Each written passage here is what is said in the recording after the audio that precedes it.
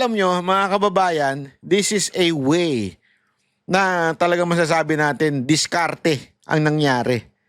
Oh, ang problema dito kila Ontiveros at saka kila atat-datat sila. Gusto talaga nilang, hindi. Tuloy natin to. Yan, nayari kayo. Yan ang mahirap sa'yo Kasi ekis na sa'yo ang mga Duterte kasi tinanggal sa'yo yung PDP. Olat ka pa sa LGU. Kaya talagang kailangan mong gumanti sa mga Duterte. Gago! Kaya ipagpipilitan mo kahit alam mo sa legal term, magkaiba ang dismiss sa remand. Anak naman ng weteng, oo. Kahit sino humaharap sa kaso, alam ang ibig sabihin ng remand and dismiss, pambira ka, oo. I do not understand when a mere advisory can help the court, Mr. President. That's all I want to say. Senator Bato has a motion. Do you want to say? Senator Bato is recognized. Mr. President, that is why we are going to put this into a vote to settle everything. Yan, alam mo ba, para magbotohan, inabot sila ng siyam-siyam? Hindi, kasi ayaw pumayag, ayaw kagad pumayag nito ni Coco Pimentel na magbotohan Alam mo kung ba't ayaw niyang pumayag? Talo siya Talo yung kampo nila Before acting on the motion of Senator De La Rosa for the clarification of some of our colleagues, the motion of Senator Cayetano is to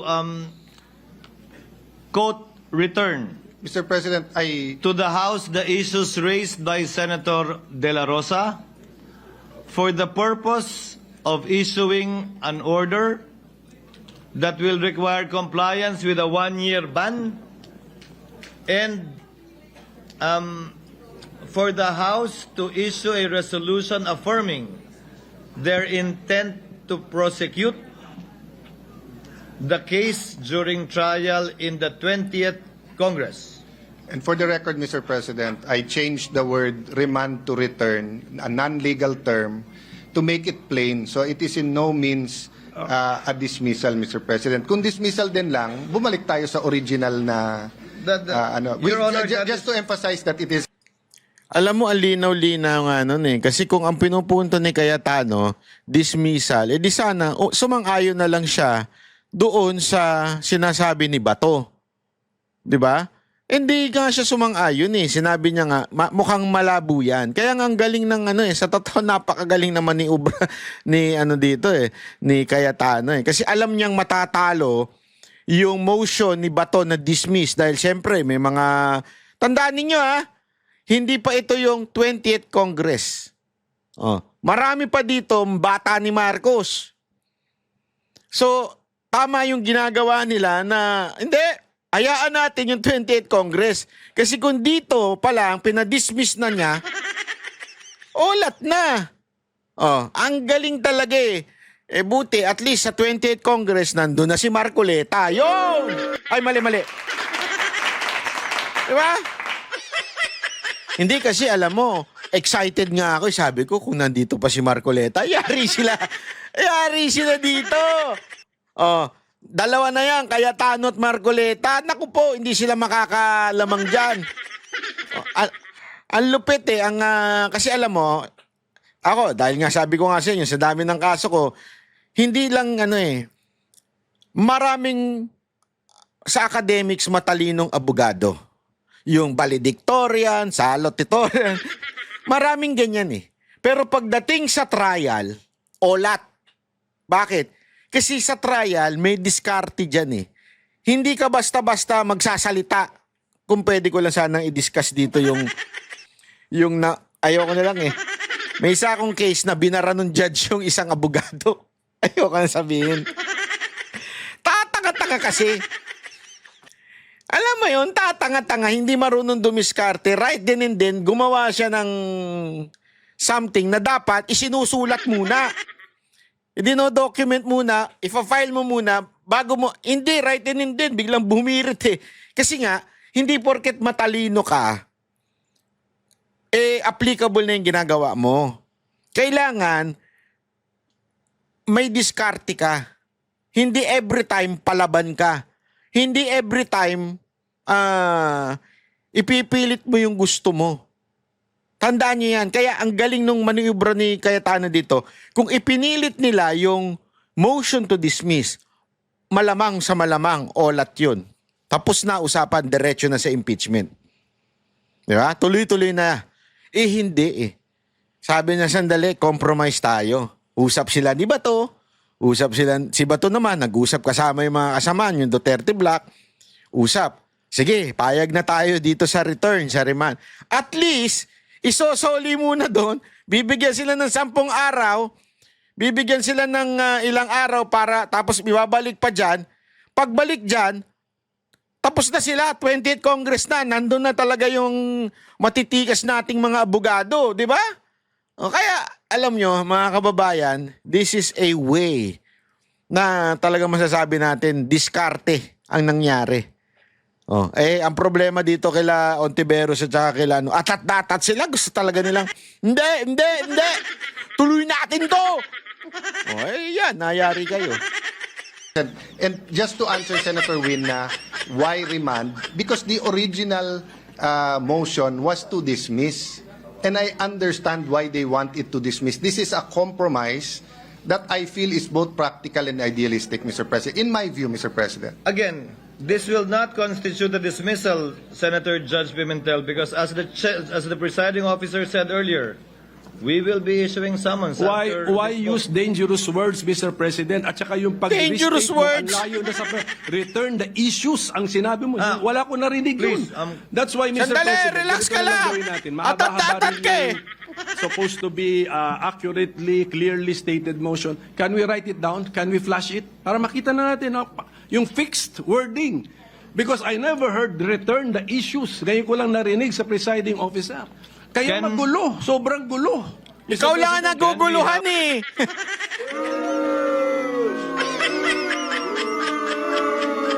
Ikaw lang ang naguguluhan. Hoy, ano to? Ikaw lang. Hindi, walang magulo. Alam nung mga kasamahan mo nangyayari, ikaw lang ang naguguluhan at saka yung katabi mo. Hoy, sus! Ako The Honorable naman. Cayetano restate the motion. Do you want it printed, Coco? Mr. President, I don't think magulo dun sa pabor eh. Magulo dun sa hindi pabor. Hindi na gets ni Coco Pimentel eh. Magulo lang doon sa pabor. Because I Ulitin natin yan. Cayetano restate the motion. Do you want it printed, Coco? Mr. President, Dito, sinusubukan pa i-delay ni Coco Pimentel eh. Gusto niya ipaprint talaga. Ipa-post doon at sinasabing, eto yung pagbobotohan natin ha. Talagang gusto niya pang emphasize, i-convince yung ibang mga senador. Tingnan nyo itong pagbobotohan natin ha. Parang dismiss ito eh. Dismiss ito. Walang pinagkaiba ang remand and return sa dismiss.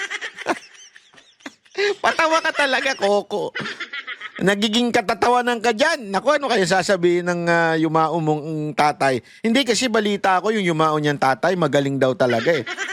Pero ba't di namanan nito? Hindi, meron akong kakilala na pinost niya nga yan eh. Iba daw yung tatay, layo daw. I don't think magulo dun sa pabor eh. I don't think magulo doon sa pabor. Ayun, yung pala yung sinabi. Magulo lang doon sa hindi pabor. Magulo dun sa hindi pabor. Because I restated it already, Mr. President. Whether we use the word remand, whether we use the word return, there is nothing in the Constitution, in our rules, given not only the point na sui generis ang classification ng ating court, yung time na final, yung ating gagawin, this will actually expedite everything.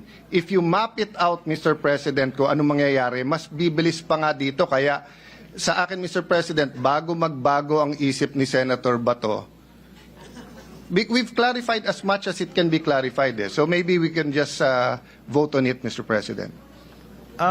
There is a motion made by Senator Bato, amended by Mr. Senator President, before you Cayetano. continue, can I invoke Rule 14? So kung may motion, all motions, etc., or any senator shall require it, they shall be committed to writing. Mr. President, I am requiring that it be committed to writing and flashed on the screen para makita natin. Oh na nga! You're still trying to convince other senators. Nge. Wala namang sumusunod sa'yo. The details of the motion, Mr. President. Mr. President, can they type it as I narrate it? Then we can edit it together. Then may I remind everyone that we're already in the period of voting, so it cannot be interrupted anymore. But no, it's in good. Nagtawag na siya. But we will follow. Tama yung motion mo, Mr. Minority Leader. So we will narrate it and so that it will be typewritten. Can the Secretariat coordinate with Senator Cayetano now while I recognize Senator Judge Binay? What is the pleasure of Senator Judge Binay? Just one clarificatory question, Mr. Yes, Your Presiding Honor. Justice. Ano ho ang mangyayari doon sa complaint kung hindi tanggapin ng House yung pagsoli natin? Hindi po natin Tinan mo, alam mo, eto talaga ang... Ewan ko kung bakit naboto ito. Tapos sasabihin nila ang bobo sila Bato, sila Robin. Paano daw kung hindi tatanggapin ng House yung pagsoli natin sa kanila? Alam mo, habang ako kanina nagmamaneho, papunta ako dyan sa malayong lugar sa South, nalaglag ako sa upuan ko eh. Pag ganun ako, sabi ko, munti ka na kumadisgrasya, animal yan. Nakalimutan niya ata, na court sila. They are not returning as a senator. They are impeachment court. So kung anong iutos namin, sila, ibig sabihin, to mga senador, ang korte ang nag-utos nun. Kaming korte. Korte tayo eh. Pambira, putang. Ewan ko. So as a court, pag nag-utos ang court at ibinalik dun sa piskal, pwede ba sabihin ng piskal, ayoko, hindi ko tatanggapin yan. Shit! Ano ba yan? Shit! Katawa-tawa talaga itong mga senador natin. Pwede ba hindi tanggapin ng piskal? At sabihin niya, ayokong tanggapin yan. Ba't ko tatanggapin yan? Hindi niya maintindihan na korte sila eh. So hindi pwedeng sabihin ng kamera, ay hindi namin tatanggapin yan, naipasa na namin. Di dalong i-dismiss. Kasi man pambihira clarification ng hinihingi ng mga senador, ayaw tanggapin. Utos ng korte yon. Kasi korte na ngayon eh, kaya nga sila nag-convene eh. Nanumpa, na korte na sila ngayon, starting yan. Tapos isosole, hindi tatanggapin. Anak ng wedding naman, Brad. Ale, lumayas ka na dyan, buti na lang. Hindi, buti na lang talaga, tapos ka na dyan. Ulitin ko po. Hindi po sinosoli yung complaint in the stricted sense of the word dahil nga po, pagkatapos natin pagbotohan to, ano man na mangyari, mag-i-issue po tayo ng summons para pasagutin. Ang pagkakaunawa ko sa layuning ito na kinaklarify na ngayon ay para utusan ng Kamara na magsumite ng paliwanag at compliance sa mga katanungan na ipinukol kanina ng ilang senator judges. Hindi po ito dismissal. Let Mr. us Presiding disabuse the minds not only of the public but of the senator judges too that this is tantamount to a dismissal in any shape, size, or form. It is not. And that is not the understanding of the presiding officer as well. Pero, Mr. Presiding Justice, di ba ang Tagalog po ng return ay isole? Hintayin po na...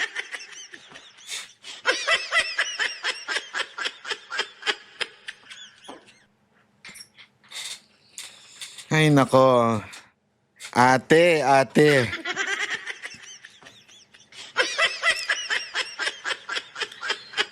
Yung isa, ang Tagalog daw ng ibig sabihin daw ng dismiss is remand or return. Ito naman, from return, isole. Palakpakan kayo. Wala talaga. Wala talaga. Gago! Alam mo kung bakit, ha, Miss Binay? Ang ibig sabihin noon, in legal term po yun. Kaya nga sinasabi ni Cayetano, sinabi lang niya yung salitang return to make it, o to make you understand kung ano ibig sabihin ng remand. Di ba? But the legal term is to remand. Ibig sabihin nun, isole for clarification. Hindi ibig sabihin, isosole, o inyo na yan, ha? Ibinalik sa inyo, hindi ganon. Ibig sabihin ng ibabalik, iklaro mo. Ano ba talaga ito? 'Di ba? May problema kasi. Klaruhin nyo muna. Oh. Tapos, ibabalik uli sa Senado. Oh my golly. Pagka mga ganito talaga, parang na-encourage tuloy akong tumakbo na lang sa Senado. Kahit alam ko matatalo ko. Hindi, alam mo yun. Kung ganito mga utak ng mga senador ngayon, ang bihira ka, oy. Natin i-clarify, pero pinapaliwanag ko nga po, ang pagkakaunawa ko at sinagot ng MUVAN ay hindi yan dismissal. Those who are against the motion, if at all, can think and say all they want that it is. But it is not, and this will soon be proven by the issuance of a summons right after the vote, regardless of the outcome. So, Mr. Presiding Justice, hindi pwedeng baliwalain ng House of Representatives yung motion na gagawin natin. Assuming na it will be... Utos po ng husgado yon sa Kamara na tumatay. Babaliwalain? Ha? Ha? Ha? Bakit babaliwalain nila? Eh, inutusan nyo. Husgado kayo eh. Yung prosecutors sa ngayon sa 19th Congress at maski na sa 20th Congress. Ito yung magiging dagdag patunay para sa presiding officer na itong kasong to ay tatawid sa ika-20 Kongreso at hindi mamamatay sa ika-19 na Kongreso. Another clarification. I'm sorry, but I Eto na, isa pa.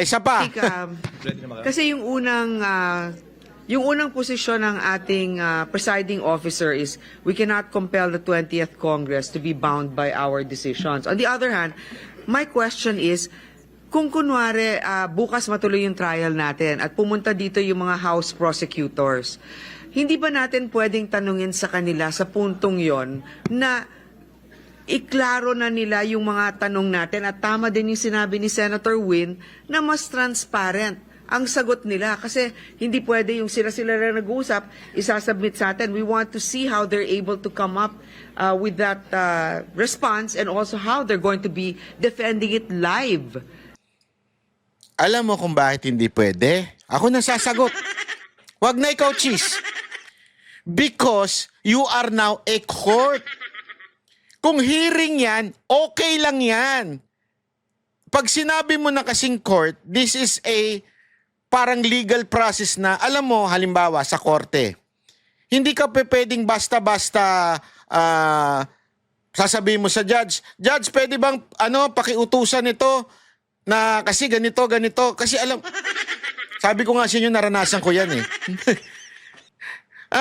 Ganun ang ginawa ng abogado.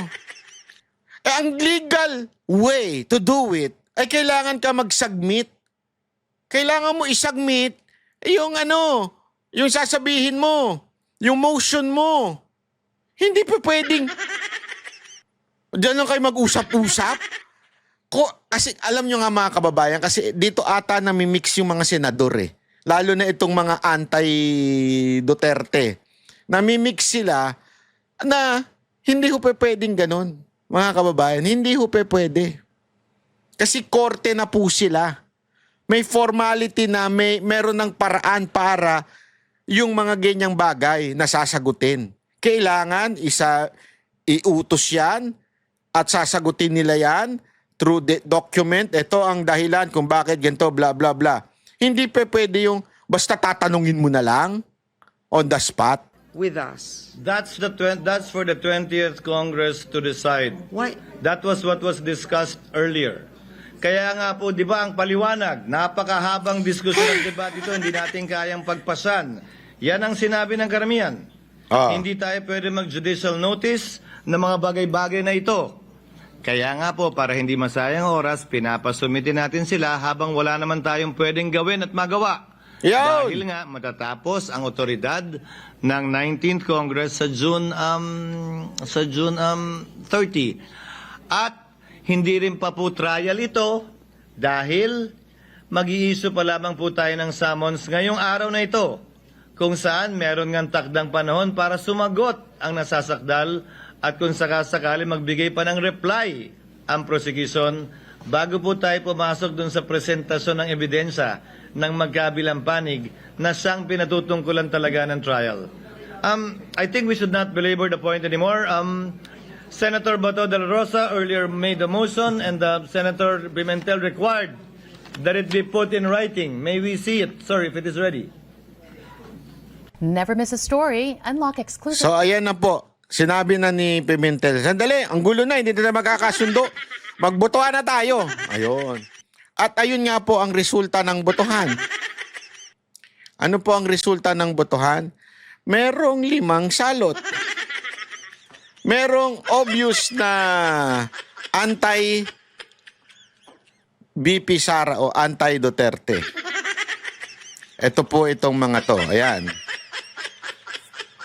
Sila po ang mga bumoto na hindi maintindihan yung remand at saka dismiss. At yun nga mga kababayan, anong masasabi niyo sa balitang ito? Maaring ihayag ang inyong opinyon at kuro-kuro sa comment section sa ibaba. Huwag din kalimutang mag-like, mag-subscribe at mag-share sa bidyong ito.